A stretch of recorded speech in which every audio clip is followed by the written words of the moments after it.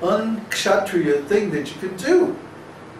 Attacking a pregnant woman with a brahmastra? I mean, that's like nuking a penguin, you know? I mean, it's just like, it's like the horrible, most cowardly thing that you could do, you know?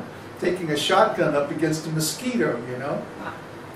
And so everybody was saying, no, you should withdraw it, withdraw it. He said, I don't know how. I didn't learn how. Huh? So I brought up this point that he had gotten the weapon in an illicit way, in a cheating way.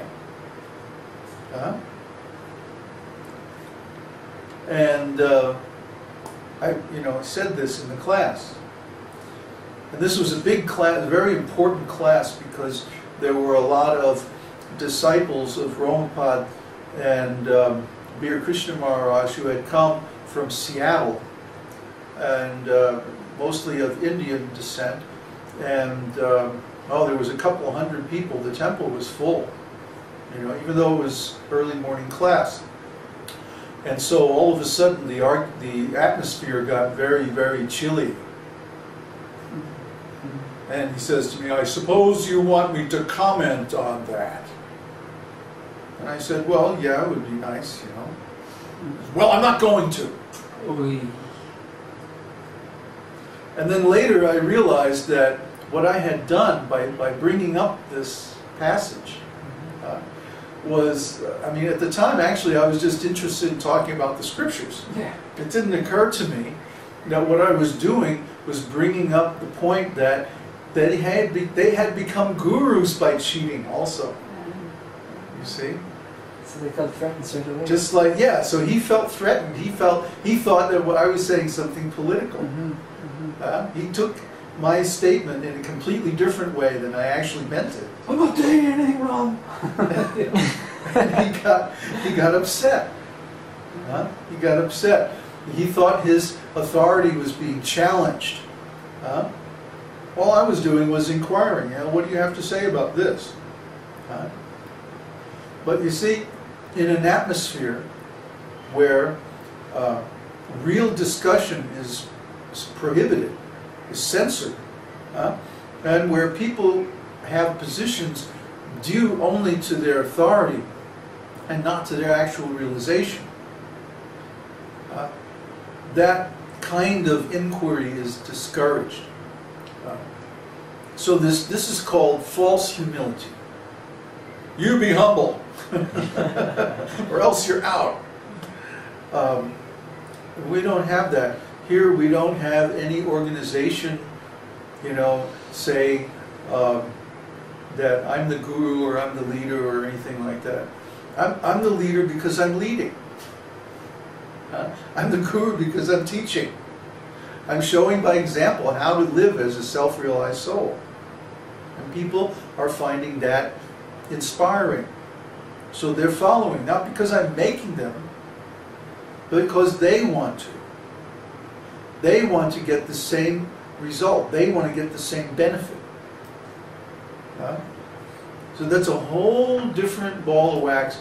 And you can ask Florian and Connor here, how many times I tell them that they have to do something. You should hide the whip. Hide the whip. It's not terrible with us. What's that? It's not terrible with us. Yeah. Yeah, well, you don't hear them complaining, so they have their chance. Yeah, I can charge it up. You have to untie me, otherwise I can't. Krishna. Sua says, I have seen the same kind of feeling threatened behavior in professors in universities. Who said that? Suhas. Ah. Well, yeah, because it's the same kind of thing. Usually the knowledge that the professors have is dated, for one thing. They don't keep up with the field unless they are a very, very good professor and they're driving the field.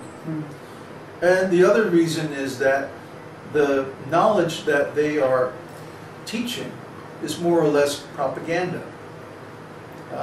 There was that wonderful quote that Florian found on the science site or the evolution site, where a science teacher admitted that what we do is more or less brainwashing.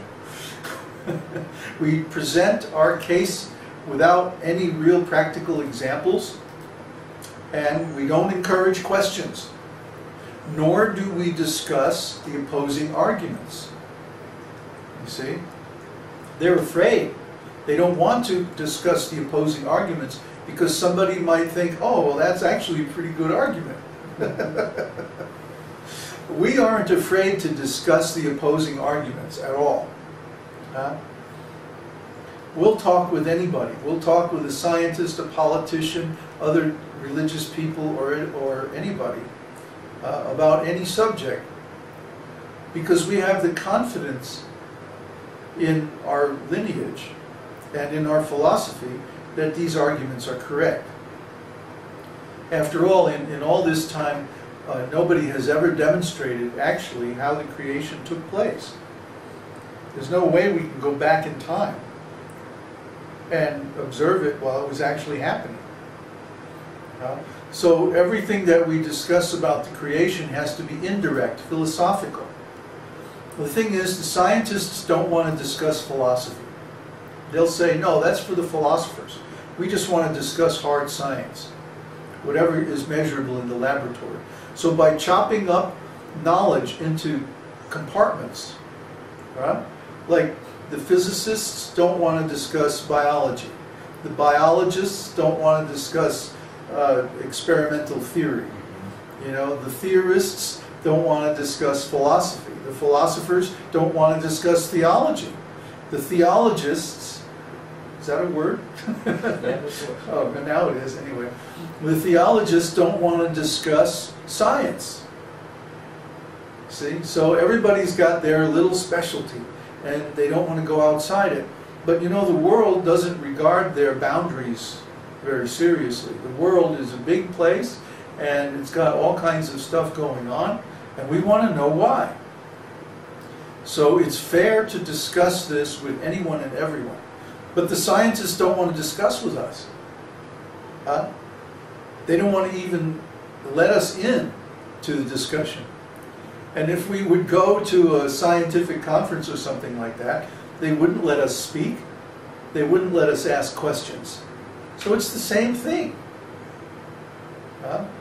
If a field of knowledge is only, it can only be maintained by the force of authority, then it's very likely that that knowledge is a lie. You see? If you can't accept open discussion on the subject, then that means they're shaking their heads, nodding. Just like the creationist and intelligent design scientists and the materialistic scientists. The materialistic scientists are officially refusing to take part in debates with intelligent design scientists or creation scientists.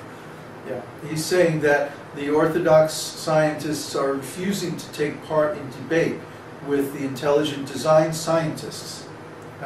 This intelligent design movement is becoming quite professional and sophisticated, and they're actually founding a new discipline of science. So actually it does deserve to be in the schools and in the textbooks and like that. But the orthodox scientists, what do they call them? The conventionalists? Or the... Who calls whom? Huh? Who calls whom? The intelligent design scientists call the orthodox scientists... Evolutionists? Not evolutionists, but they're all the uniformists. Yeah, that's also, Yeah, they call them the uniformists because they all believe in a party line. It's more politics than it is science. In science, there's supposed to be free discussion, and whoever has the better idea is supposed to win. That's the idea. But what happens in practice is that they don't allow free discussion. They don't allow open questions. And because of this, the whole thing has become suspect. It's actually a big cheating thing. Everybody actually knows this. That's why scientists have become less and less prestigious. Actually, they're losing their authority because of this cheating. Okay, so here's another question. Okay, let's take Suhas. He asks, I feel most material means of livelihood are contaminated with some sort of cheating at some level or other. Yet, since one must earn a livelihood to maintain one's body, should one shun all relative material knowledge or continue to derive one's livelihood from it, being aware of its falsehood? There are examples of scientists such as Francis Collins, who have risen to the top and then used their fame to explain the oneness of science with God. That's a good plan if you can carry it out. The principle of karma yoga is somehow to engage all of our activities in the service of the Lord. So even though we may be engaged in some occupation that involves cheating, for example, when I was in